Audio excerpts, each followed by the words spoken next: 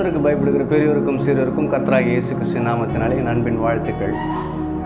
இந்த நம்பிக்கை நிமிடம் வாயிலாக உங்களை சந்திப்பது மிக்க மகிழ்ச்சி. இன்றைக்கு கர்த்தருடைய வார்த்தை ஒன்றை தியானிக்க போகிறோம்.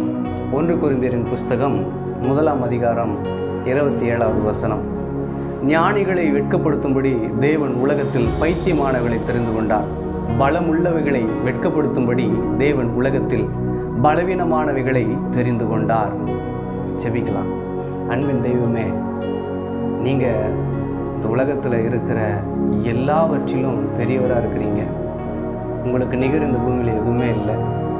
உங்களால் கூடாத காரியம் எதுவும் இல்லை சுவாமி. இந்த வேளையில் எங்களை நாங்கள் அர்ப்பணிக்கிறோம். ஆண்டவரே, இந்த நிகழ்ச்சியை யாரெல்லாம் பார்த்து கொண்டிருக்கிறார்களோ அவர்கள் எல்லாரையும் உடைய கரமனதார வாழ்த்தி ஆஸ்வதிக்கிறேன். ஆண்டவர் எந்த சூழ்நிலையில் இருக்கிறாங்கன்னு எனக்கு தெரியாது. ஆனால் எல்லாருடைய இருதயத்தையும் ஆண்டவரே அறிந்திருக்கிற தெய்வம் நீங்கள். அவர்களுக்கு ஏற்றபடி பேசுங்க, உருவாக்குங்க, பயன்படுத்துங்க, ஆசீர்வதிங்க. உங்கள் நாமம் மகிமைப்படட்டும் என்று சொல்லி நாங்கள் சிறுக நீர் பெருக வேண்டுமாய் மீட்பர் ரட்சகர் இயேசு கிறிஸ்து நாமத்தில் ஜெபிக்கிறோம். எங்கள் ஜெபங்களும் பரலோக பிதாவே. ஆமென், ஆமென்.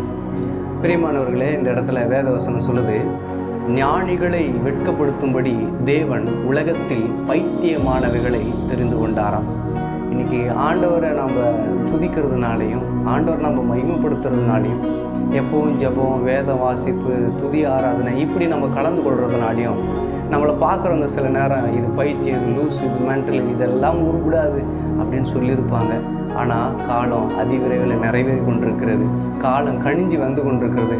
உங்களை பார்த்து யாரெல்லாம் கீழ்த்தரமாக சொன்னாங்களோ, யாரெல்லாம் வேண்டா வெறுப்பாக பார்த்தாங்களோ, பேசினாங்களோ, அவங்க கண்களுக்கு முன்னாடி கர்த்தர் உங்களை உயர்த்த போகிறாரு. அவர்களை வெட்கப்படுத்தும்படி பைத்தியமான உங்களை, கிறிஸ்துவுக்காக எல்லாவற்றையும் இழந்த உங்களை ஆண்டவர் மேன்மைப்படுத்த போகிறாரு.